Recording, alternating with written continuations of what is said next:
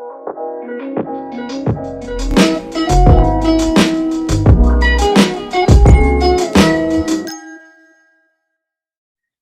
welcome to Freedom to Learn podcast. For those who are not familiar with this podcast, please subscribe it and then click on the link, like button. And today we have Praneeth Paidisetti. So one of the brilliant students I came across in the recent past, and he's doing BS in biomedical sciences and minor in medicine and University of Houston. So as I said before, from my research, he's one of the top students in his academic career. So we are glad to have him here. Welcome, Praneeth. Hi, Guru. How are you? Thank you for having me today.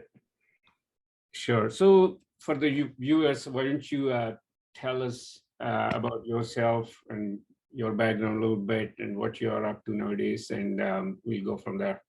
Yeah, of course. So again, my name is Praneeth Paidisetti, and so I graduated recently from the University of Houston, as you mentioned earlier. I had a major in biomedical sciences, and now I am in the second year of my MD degree or my medical degree at the University of Texas in Houston Medical School. So that's what I'm doing currently, and right now it's summer break. Our break's about to end in around a week and a half or so. But the summer that I spent, between my first year of medical school and my second year of medical school, I've dedicated to research projects. And I'll talk about this later or more later, but research projects are especially useful or almost necessary in medicine if you want to, apply to a competitive specialty. And that means something like surgery, or if you want to become like a heart doctor or like a lung doctor, you need to do research projects to set yourself apart. So you look good in the eyes of admissions for residencies or training programs later on. So that's what I'm doing right now. And yeah, just looking forward to see where I'll end up in a couple of years. So let's go to the fundamentals, right? Let's go to the basics. I know speaking to you earlier some time back, you said that you found, how do you say it, the niche or a formula for learning, right? So to speak. So why don't you talk about how you go about learning something and how you develop interest and how you make things simpler for you to learn quickly. Okay, well, learning for me, I think works best for me when it's hands-on. So I like to see the concepts in action. So for example, because I'm in medical school right now, anatomy, I always learn best when I'm in the anatomy lab. So when I'm looking at cadavers, I find that I learn better. And by that, I guess breaking concepts down into smaller portions helps me learn things quickly. And spaced repetition, which is, once you've learned it, coming back to it periodically after you have learned it helps you retain it in your mind. And I believe constantly studying past and new material every day, is a secret to my success. And, learning things at a fast pace, while I'm having a large, amount of things to learn. Yeah. So speaking of that, so I asked this question to everybody. So whatever you're doing today, do you think the current system of education, the format rather, did that help you? If so, how? And if not, do you suggest anything that's better? Because as you said nicely, that you found your way of, figuring out how to learn effectively. And that may not be the case with everybody. So how, if there is anything that you can suggest to the youth, that would be great. Yeah, so I definitely think that there are some issues in traditional learning nowadays. Maybe not so much as in medicine, I guess, but definitely for engineering or computer science, just because learning in institutions or schools nowadays is very structured. But as I think it's very apparent that the real world, especially in tech or engineering, is not very structured, and there's a lot of freedom that is required to be successful, and that same amount of freedom is not available in traditional learning. And I guess as to suggestions as how to improve that, I really do not know, because traditional schools, I don't think they're going to change anytime soon. That's You true. need, you need to change from a systems level, how education is done. And the degree process that we have nowadays is very structured, and it's not going to ever become, I think, what's it called? It's never going to give you that independence that you need to learn freely. And maybe there needs to be like another sort of certification process that can certify that you've learned in a free and independent manner rather than in a structured manner. So I don't know. I can't answer that question, but I do think there are problems that need to be fixed. Yeah. So if I rephrase my question, you're absolutely right that they're not going to change, and that's not we.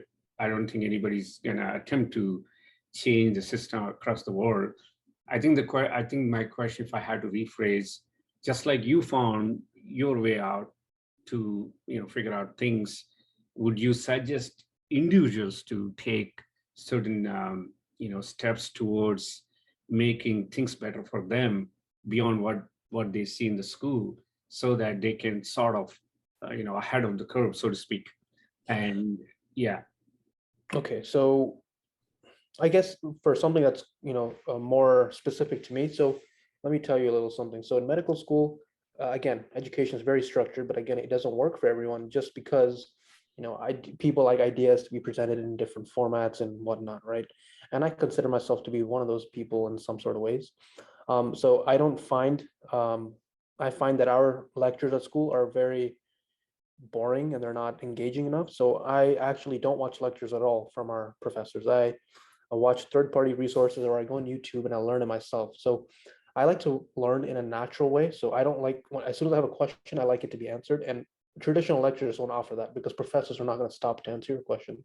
They don't necessarily care because they have their own agenda and time schedules to follow. And I'm not part of that. So I like to learn in my own way. And just I have a list of things that I need to learn, and however I go about it, I'll do it my own way. But I don't necessarily like to follow, the schools or the professor's format. So I Yeah, suggest, yeah, sorry, sorry. I suggest that if you have trouble following a lecture's or teacher's format, there's nothing wrong in go finding your own way, as long as you meet the standards for like a test or an assessment. That's an excellent input. That's what I wanted to hear, at least personally, because that's precisely what I'm trying to say. In other words, I see, if not thousands, hundreds of students on regular basis. Overall, we have about 15,000 students. So many times they all get caught up in that moment, and then there's something coming up, and they're all stressed out and whatnot. And they know, I mean, they seem not to pay attention to any alternative ways to figure things out. At least that's my opinion, but my observation. And what you said is absolutely right. In other words, if you're not able to follow, can you find alternative way to get it done? That's excellent input in my opinion. So with that said, right? So what got you into why you chose to do life sciences slash medicine? I know you dabbled with technology as well in high school days. So just talk about what motivated you to get into medicine Mhm. or life sciences or whatever you want to do in life. So it's not necessarily the life sciences that I'm interested in. It's more medicine, and of course they are related. But medicine, I think the reason why I chose it is because it has a aspect of service. It has an aspect of being human, or touching the humanity of people they interact with in medicine.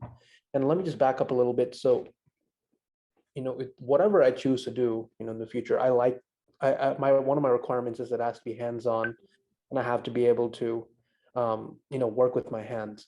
And originally, I was interested in engineering or programming just because there was a hands-on aspect, but I found the work to be a little, soulless, or there was no real, in my experience, there was no humanity in it. Right there, I wasn't touching the lives of anyone except for the company that I would probably be working for, and I didn't find that to be fulfilling. And eventually, after just some sort of exploration, I became interested in biology and chemistry and whatever, and that led me to medicine, which I found, again, the same aspects of hands-on interaction, like in surgery or procedures. And again, then I found the aspect of patient interaction, which again helps you um, interact with the humanity and of other people, and helps you make a difference, a real difference in people's lives. And that's why I chose to do medicine. Fantastic. So let me ask you this, a little different from originally what we discussed, but so we bring in something called continuous learning. So the philosophy is everybody must be a mentor while being mentored by someone else. In other words, everybody should be mentor and mentee at the same time. You need a mentor and also you need to mentor someone else. Unfortunately, the system doesn't allow you to do it. What I mean by that is you're either a student or a professor if you choose to be a professor or teacher. Otherwise, there is no mentorship program out there as part of education or even outside of education. So we bring that to in Silicon Valley for you. What do you think of that? So let's say if we bring you a bunch of mentees, is that something, would you be interested in doing it? Or is that the concept of mentoring someone resonates with, what is, what do what do you like to do? Yeah, in an ideal world, I mean, so other than medicine, actually one of the careers that I wanted to consider was teaching, actually. So I do believe teaching is an effective way to learn, because when I'm studying for tests, me and my friends will get together and we'll study, right? And then we take turns teaching each other, some portions of like the stuff that we need to learn for the test. We take turns teaching it to each other. And we do that because we believe that if you can teach it to someone else, you have learned it properly.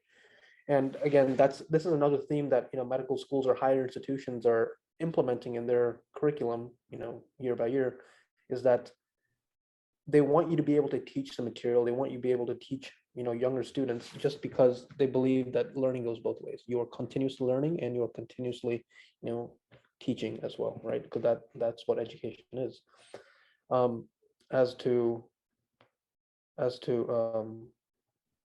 whether I think it's a good idea, whether I could be doing it right now, I don't know if I could be doing it right now, like a full-time mentorship job, just because I am very busy. But in the future, I do hope to be having mentees of my own. Yeah, so let me explain that a little bit so that just to rest the topic. So mentorship doesn't mean that you have to take, I mean, not necessarily you have to take this on full time. So mentees, mentor is, for instance, I have a mentor. So I met him 2 days back. So I just go and then meet, and then we discuss, and then or I text him. Basically, you have a mentor that he and she trust in you, and vice versa. And then same thing goes with mentees. So, and yes, you are, that's one way to do it, where you take on that person and then just train that person and do it. It's like a fitness, for instance. You just go and then, but in some cases, you spend an hour or two in a week time at best. So that, even less in some cases. So that's the kind of model I'm talking about. Anyway, so, but I see, you seem to be into teaching. So that tells me that, yes, this is something that you want to do it. And in fact, we are pushing every student to be a mentor while they're continue to learn, so that they get to see other side of things. There is a tendency to pick on somebody, say, oh, he's not a good teacher, she's not a good teacher. But I want to make sure that they experience the same thing. When you do that, if somebody tells you, then how do you make adjustments to make sure that you can satisfy the student, and vice versa? And so next time when you start saying that, hey, that person is not teaching well, you get a perspective before you say that out loud, at least. And there are good teachers, there are bad teachers, nothing wrong with it, but that it is. So I thought it gives a better perspective being in that loop, so that you see the things on both sides. Anyway, let's get on to the next topic, which is, so I know you talked about, you did some coding and learning technologies, and you also built software platforms or e-commerce platform. So my question is, let's say if you had an opportunity like, more like a Facebook, like I call it, it doesn't have to be Facebook, a great opportunity where you can change the world. Yeah. would you have considered going to college and continue with medicine, or would you have chosen to just launch on that startup slash product and then just go with it? Yeah, I mean, despite what I said before that I chose medicine over tech, I don't think that there's a physical hard line between, me not liking tech anymore. If someone gave me, or if I stumbled upon a great opportunity like that, I think I would have taken it, because I it's probably a bad idea just to let it go. You can find, like I said, one of the issues that I had with tech was finding meaning, but you know, if someone gave me a good opportunity like that, I feel like I could have found meaning in such a great opportunity. So it depends. I really can't tell you, but I think that I'm probably would have considered it strongly. Yeah, no, that's a great answer. So I guess my point of view is that, there are a handful of people, big time names. I don't want to, them, and they sort of pursued their passion, and for the lack of better term, they sacrificed their degrees, so to speak, and then moved on. I don't know if you really call it sacrificing, but anyway, they got their degrees back now, so they got honorary degrees and everything. So I guess my point is that if you saw something and you're convinced that, man, this is going to click, or this is what I want to do more than clicking, would you have considered just skipping college altogether and then pursue that? And hey, in future, if necessary, go back to college, or they invite me to give me a degree anyways. That's what they do, these colleges. Once you are established, they'll invite you and give you a degree. So yeah, that's the kind of question I'm asking. The reason being, there are very small number of people did. And tomorrow, if a student attempts to do it, there is a pushback from parents and other folks saying that, hey, you're not a Mark Zuckerberg, you're not a Bill Gates. Okay, why don't you finish your degree and think about it? I, you know, in there is a weightage, right? Hey, what if this kid has the ability to pull it off, and how do you know? And so the point I'm trying to make is that there is a tendency to shoot it down. So I just wanted to get your thoughts and how you would have felt, at least back in the day. I know it's a little bit late. But so my answer to that is that I increasingly feel that university degrees are somewhat of a scam for certain careers. You can't say that for every career, That's right. especially for like medicine or law. You have to go to school. There's really no other way you can There is no other way. That's right. there's no other way you can ever get to that career without getting a degree. For stuff like, let's say, computer science or all these new tech jobs, Business. I feel like learning comes mostly on the job rather than what's happening in schools. Because from my experience, or from what I feel like, just from reading popular culture or popular, just media, schools don't teach what's relevant actually. What's on the job. Because I hear stories from my friends all the time. They learn this and then they go to their job and they're not even doing what they learned in school, right?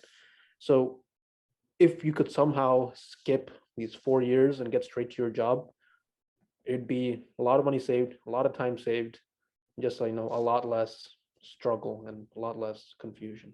So I do support that. And if you had the opportunity to skip college and you believe that you could have made yourself a good career without ever going to college, I 100% see why you wouldn't do that.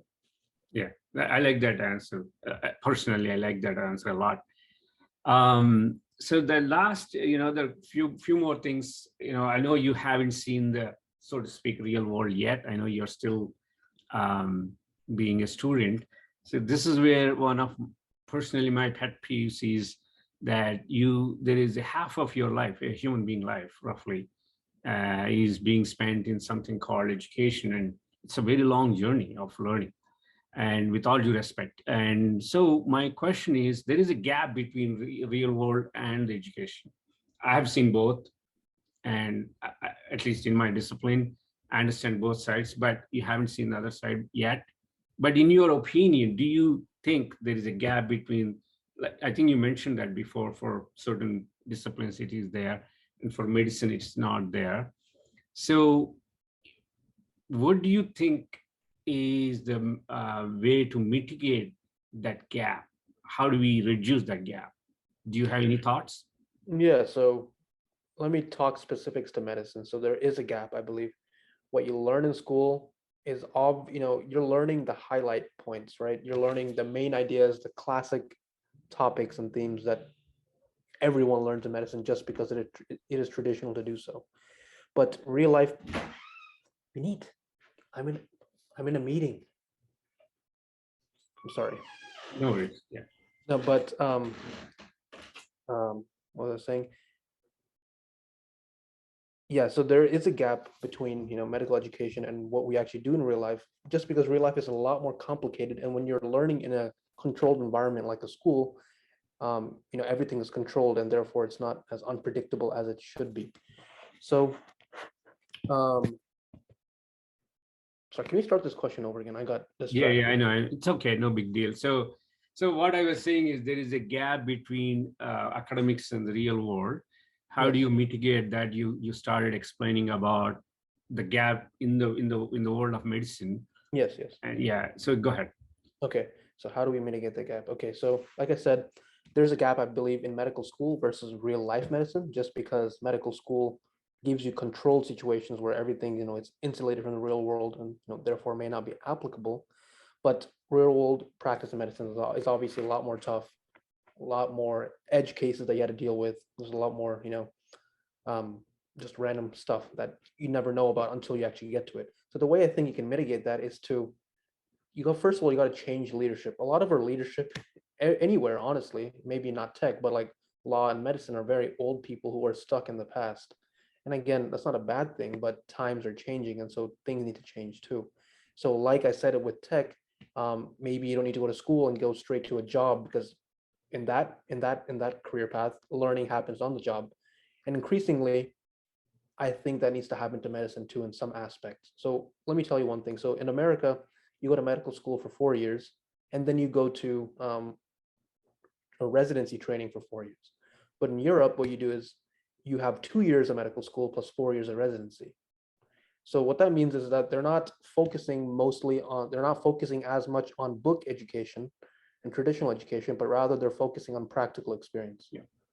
Right. So I think that is a move that American medical schools or education needs to, copy, just because if you're learning something and not applying it immediately, I believe that many people will just forget it, right? They won't understand the importance of it, because our professors say every career has their own jokes.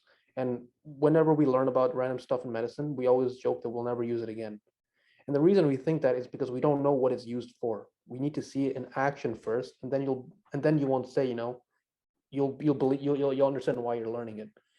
There's just a huge gap between the way education is administered and how it's actually applied. So maybe in the past there might have been a smaller gap because um, the the amount of knowledge contained in medicine was less. But with research and advances and everything, everyday medicine gets more complicated, and education can never ever teach you everything there is to need to know. Right. Yeah. So learning just happens better on the job. Absolutely. I don't know much about medicine, but my opinion is it has to be a blend in the sense. I always say this, simple things like, if you learn a recipe if you're into cooking, if you learn a recipe, you just cook. You're not going to wait for 20 years and apply for a job to cook. You know what I mean? That's what happened to me. I can speak for myself. So like I learned math, physics, chemistry, and then I learned computer science. And then they said, you got to wait until you turn 21 because you need that letter that states that you graduated. And now you can start applying. As you very well said, I just forgot everything I learned. And more so, I didn't know whatever I remember, I didn't know how to apply those. And they are basically new concepts. And then you go to talk to these companies. I don't even know what that company does. It's very simple. If I go to apply in coffee place, I don't know how coffee business works. And then I used to say in computer science world, oh, I know how to do C programming. They're a dime a dozen. And so they say, hey, do you know how coffee business works? I don't know.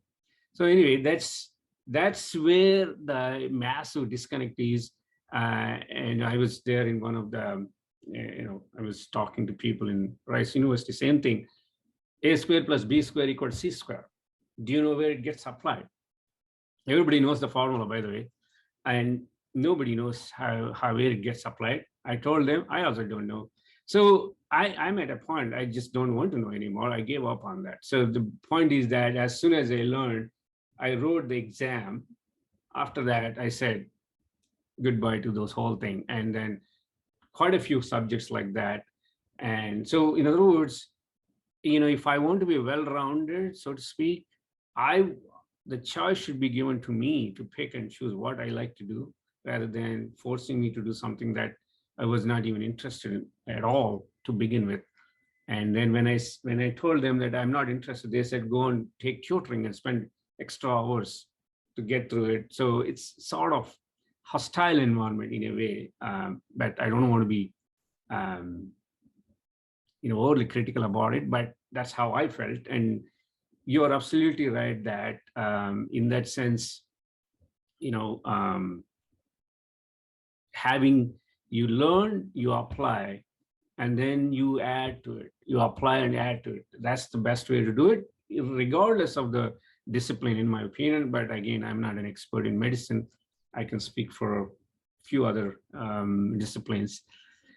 So yeah, with that, so I come to, the last question I typically ask, everybody's, what do you need today? So let's say a piece of technology that doesn't exist today, if you, whatever that you envision that could potentially help you. Like in my studies for medicine, or just like overall? Anything, you can just pick anything. So for instance, somebody said, I want a brain dump so that, I can, it's just like a USB. I just put it out there. And then whenever I forget things, I just take it and stick it, and then I get that back.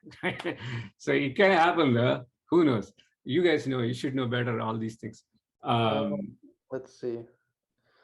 This is definitely coming from fantasy, but if there was something that could put you to sleep immediately, so you don't waste time trying to sleep, that would be very useful. Fantastic. That's the great. But I have an idea for that though. Anyway, I'll talk to you offline on that. If you want to sleep really well, somebody told me, and then I can never forget in my life. So anyway, that's a great thing. Insomnia is a big issue. You know better than me, and I think so. Yeah, definitely. Any gadget or a thing that can potentially put us to sleep quickly would really help. And it's very healthy too, and it gives a lot of freshness and everything. Knock on the wood, I sleep well, so, and probably so this, but who knows? Hey, anyways, thanks a lot, and this is great, and this is very informative, and congratulations on your excellent path of pursuing what you want. And thanks again. And these are series of podcasts. Hopefully, we see you again very soon. And for those viewers, again, please subscribe and like, and you get to see more content. And then we'll have another podcast tomorrow, talking to someone else to help youth, to bring that freedom to learn. So that's what this podcast is all about.